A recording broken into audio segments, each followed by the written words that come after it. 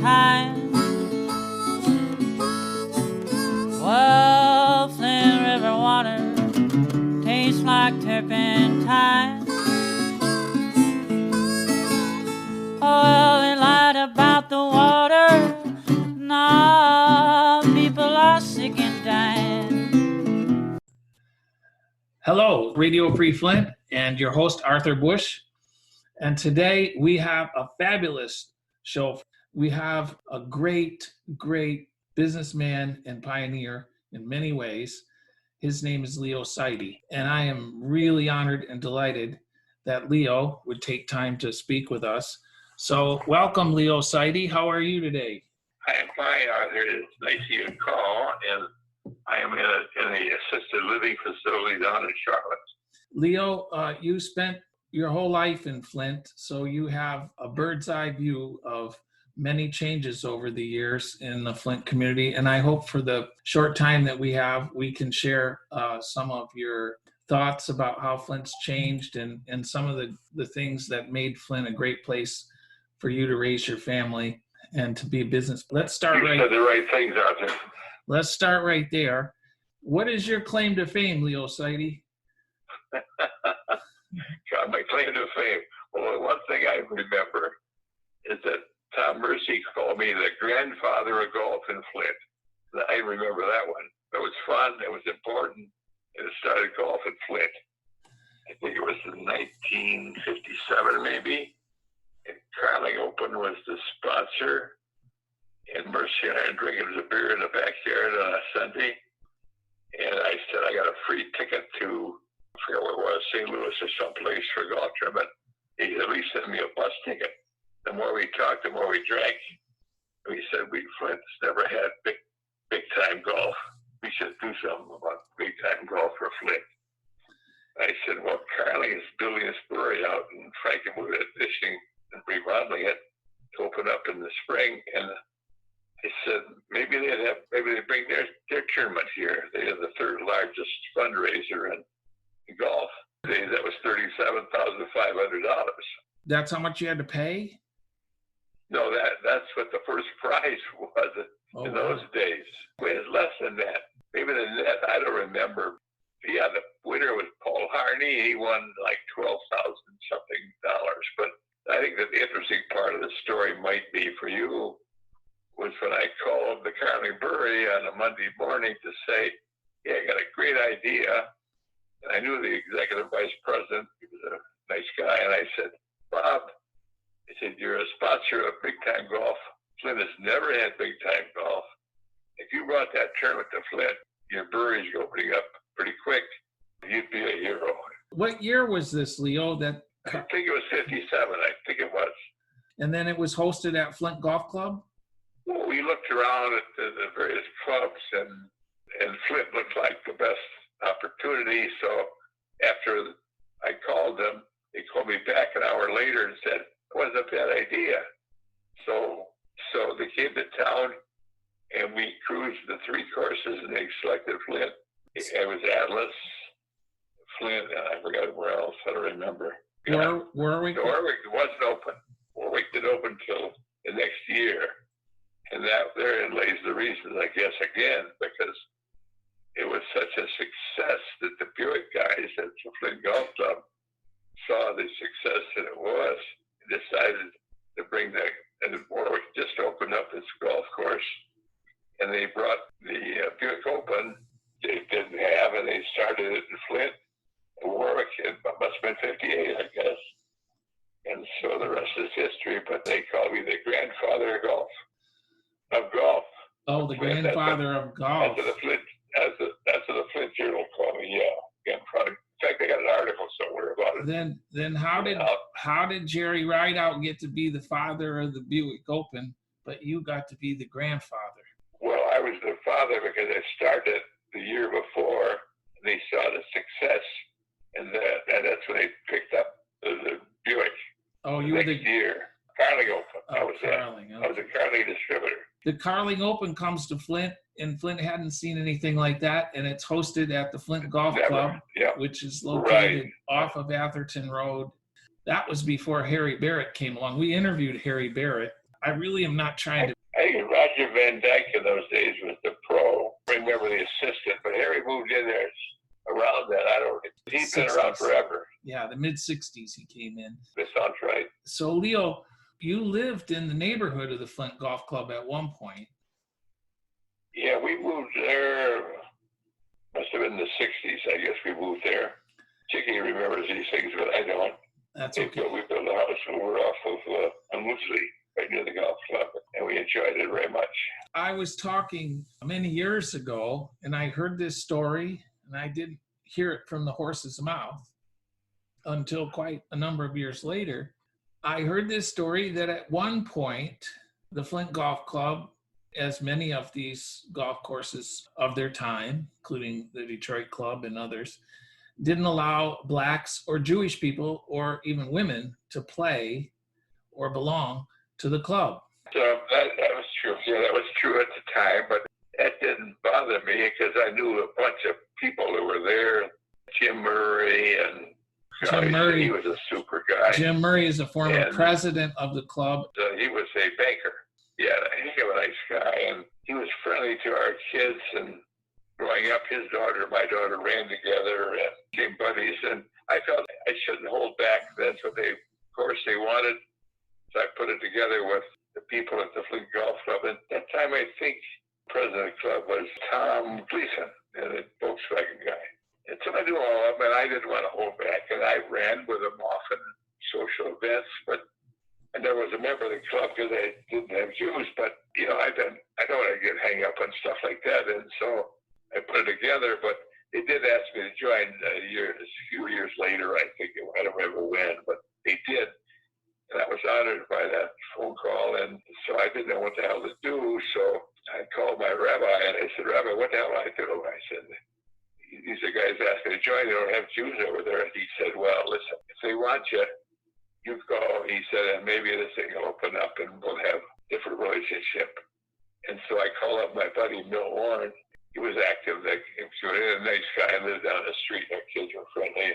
So I said to, I think it was Murray, I said, listen, if you'll take two of us together, it'll make it a little easier on me.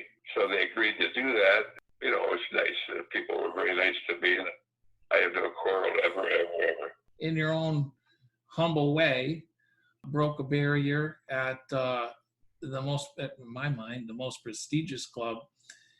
It was a lovely club, and it was an honor to be asked. But that issue was one that was a little troublesome. But I didn't want to be the token. I just wanted to be a person there, and so they agreed to take Milt at the same time. And how many years did you stay at that club? Oh, I was there until I left town, which was not easy. I left town about 2 years now, I guess, and I'm living in North Carolina in Charlotte, a booming community where my son is south of me 25 minutes at a gorgeous home.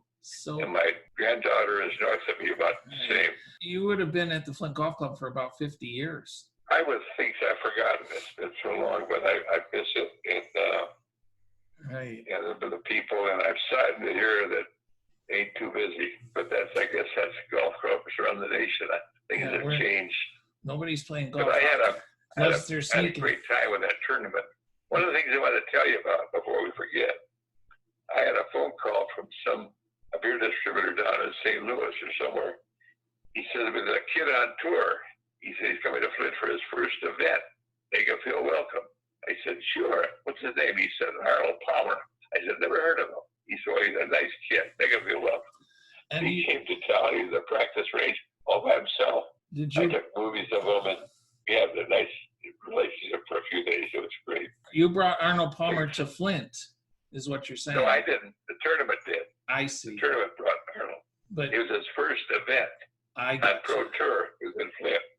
Okay. And that's what happened. And so there was a bunch of pros that I met along the way. In fact, I had a periscope. Remember the old style periscope? You look over at crowd. Right. I had a periscope with everybody's name on it. You know, Don Fitzgerald and all guys from that era. Terrible Timber, Tommy Bolt, and I don't remember all of them, but they all signed my periscope. So many years ago, I gave it to the golf club. It's disappeared Oh, as a no. memento. But I thought I'm going to die soon, and so I gave it to them, and now nobody knows where the hell it is. Well, Leo, It's gone. If it ever surfaces, that was Leo's. Leo, that's a wonderful memory. But Leo Seide had a lot to contribute to Genesee County and to the Flint area, and I want to know more about that because even though I've known you for a long time, went to school with your children, and even amazingly, when I served on the faculty at the School of Business at Michigan State University, I actually had your son David as a student. I hope he gave a good grade. Well, I'm not sure he deserved it or not because he was a playboy, but a nice kid always. he was a great kid, and Yes, he was. and he was a But great you kid. bring back memories when you say you're at Michigan State. I remember that now. And It's been a long time. and David was a good student. So Yeah. and he has a personality like his dad and his mother. So I want to ask you a couple other questions. You went into Sure. the beer business in Flint. What year Yep. was that? Before the war started, so it had to be like the 40s sometime. And my dad was in the business. He was a bootlegger before that. He used to bring whiskey across the river from Wyandotte to Detroit.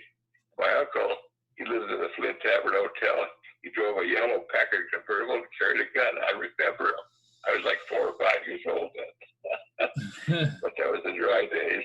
The country went wet. I ended up in the malt business and then the beer business. And he became a distributor for Old Brew beer and a bunch of others.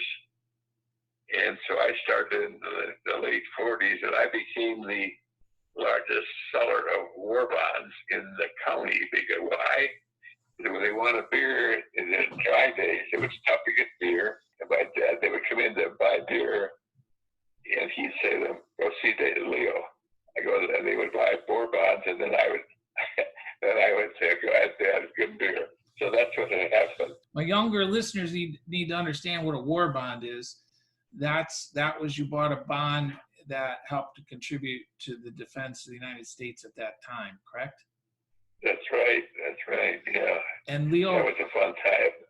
you grew that beer business, quite an incredible endeavor. Well, it grew to Saginaw, City, Midland, where else? Washoe, and Saginaw, and 120 Teamsters, I think. I forgot.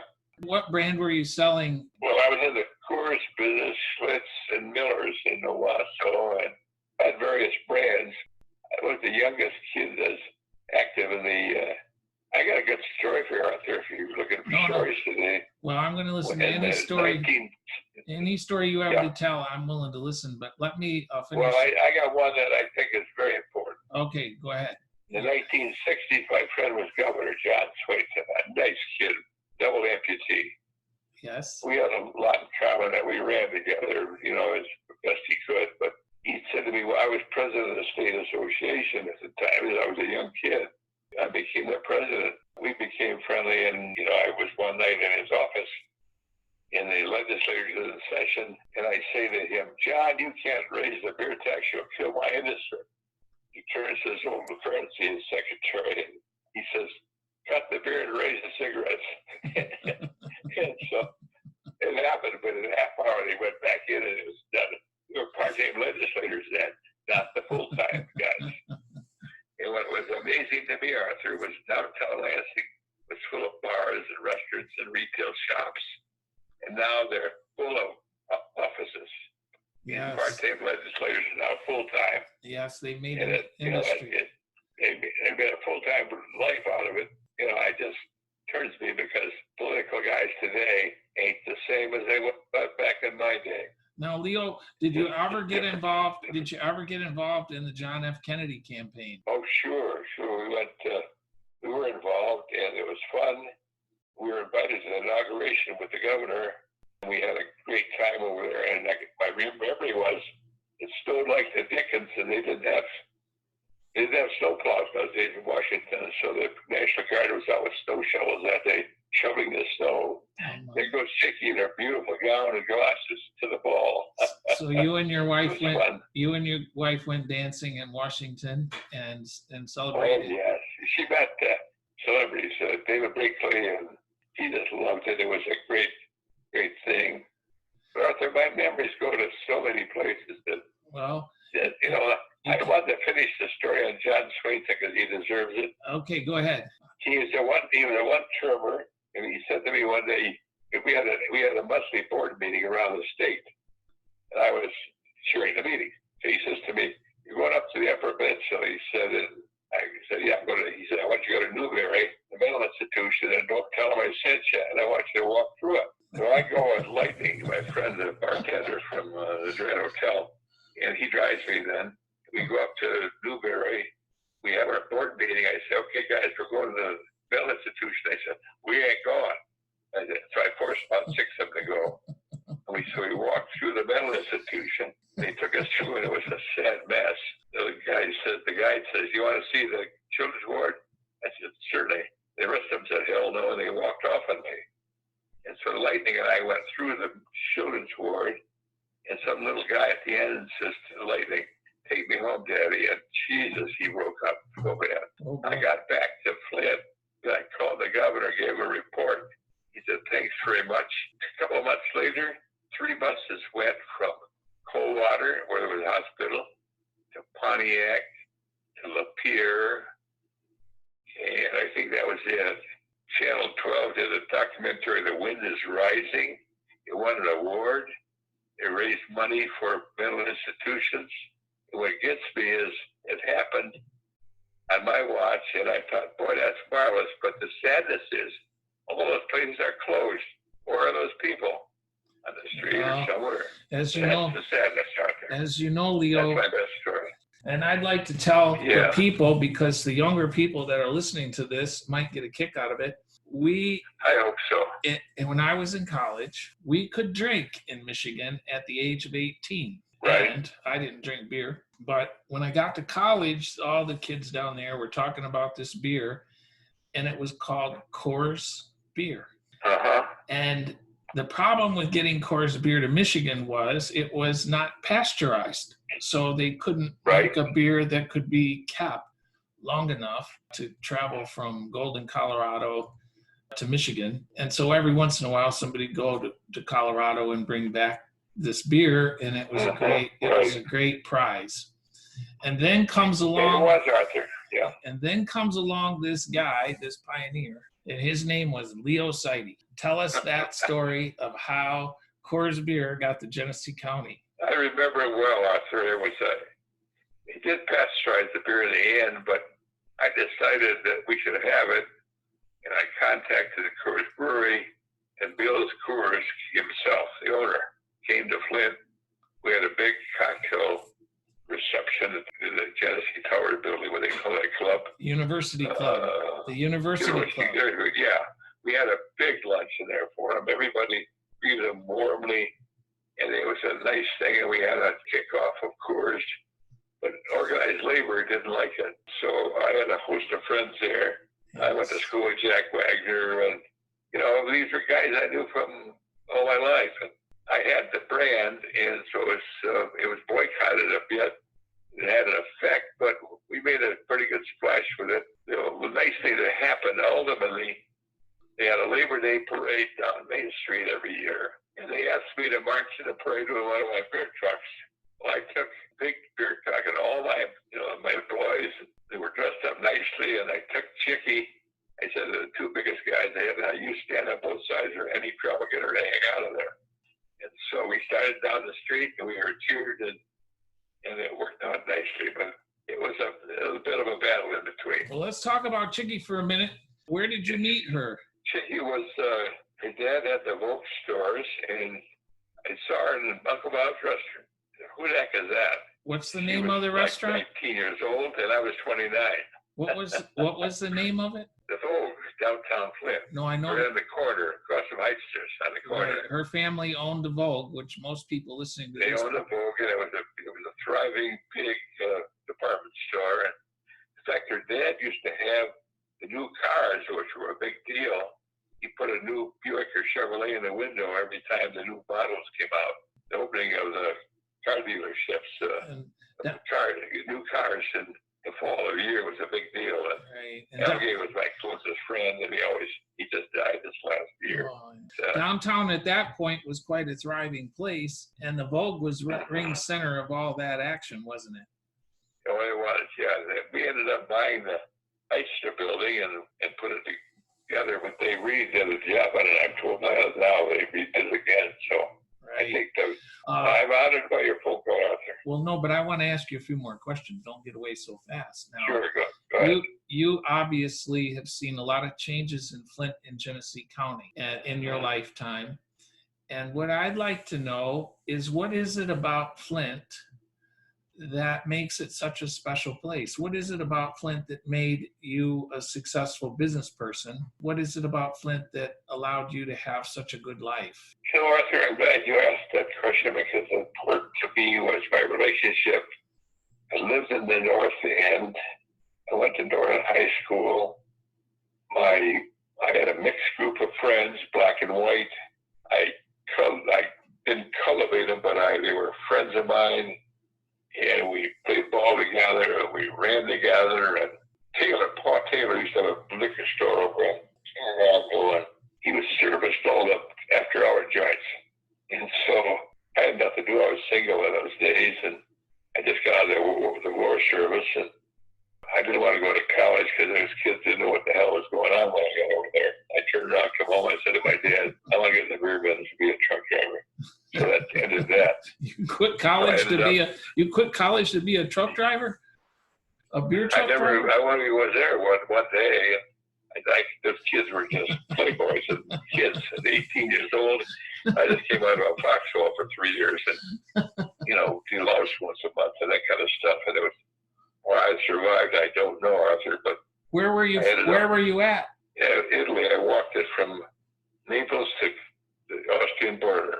It took me 3 years to do it, damn near. Wow. Well, yeah, I saw it all, Arthur. Yeah. Tell me. Death in Texas, buddy. Tell me what you'd like the people of Flint to know and those that have left to know. I think my relationships were such that I could reach out in the black community for support because they knew I was straight and that I cared about them. And I remember when they were building the Quinn Chapel Church, Mrs. Hughes and Mrs.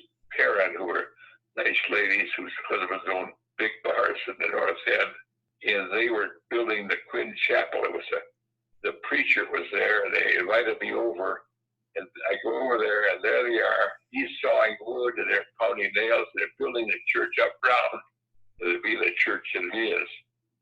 I was really impressed, and in those days, I don't know what I gave him $1,000. The guy felt that it was a nice thing to do, and so they never forgot it because they put my name on it. They got a few. I remember I used to get the invitations to everything over there, and Mrs. Hughes, Mrs. Perrin, Harriet Gregory, just some beautiful people, and they knew I was straight. And so when I got boycotted because I was selling so much beer in the North End, that they couldn't figure out what the heck I was doing. So Schlitz sent a guy into Flint to see where was that beer going. It was going into the joints after hours. And my dad said, Leo's afraid if it gets dark, he waits to get light to come home. I want to hit the joints, but it was fun. I had nothing else to do. Leo Seide, you're a one-of-a-kind fella. And it has been... But I want to tell you the rest of the story if you give me 1 second. Oh, okay, I'm sorry. The black bar owner, Jared, says I'm selling blacks beer for more money than whites. And I said, that's a goddamn lie, you know it. So he persists. He gets about 20 people to boycott me. So I go to my black friends and I said, listen, you know I'm clean. Straighten me out. Bang. Front page, Flint spokesman by Thomas Terry, I think it was the name of the editor. Front page, cleaning me up. And I thought, that's the kind of friends I had in the North End, and I stayed with them all my life. They had a strong feeling about Glenn Epps and Freddie Robinson and guys that they were straight. They were trying to help their cause, and that's right. I believe very strongly in it, and that's why I was selling so much beer. Those guys, just for the audience sake, Glenn Epps and Fred Robinson were attorneys in Flint, pioneering attorneys in many areas, but particularly in the civil rights movement in the 50s and 60s, and participated with Dr. King, and were really quite. Glenn Epps ended his career as an administrative law judge, but I really appreciate the time that you've spent. I hope that your wife makes a quick recovery. I hope you enjoy your time with your family and with your son David and others, and we look forward to seeing you come back to Flint in the near future. Thank you, David. Thanks, Arthur. We'll see you next time.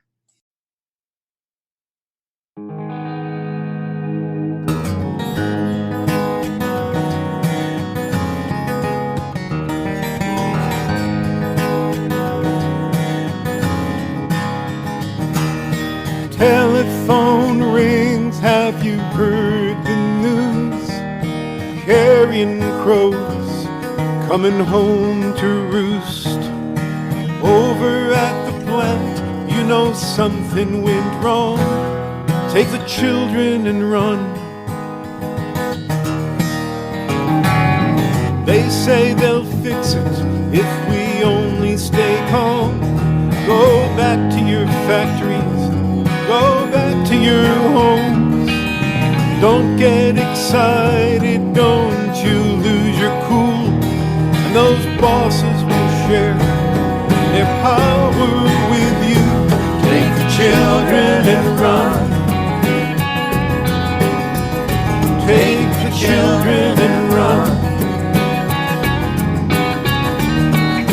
Most politicians lying through their teeth say there's nothing to fear except fear itself, and none of them can tell us if and when it will stop.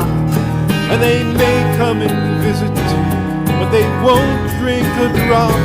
Take the children and run. Take the children and run.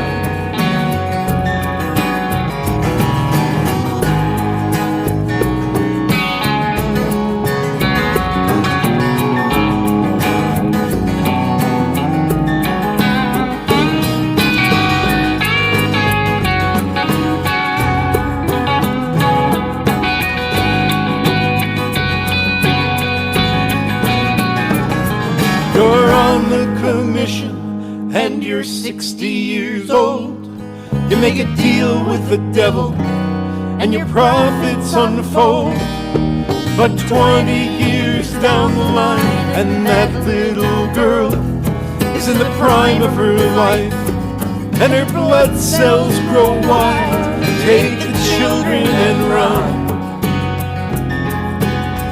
Take the children and run.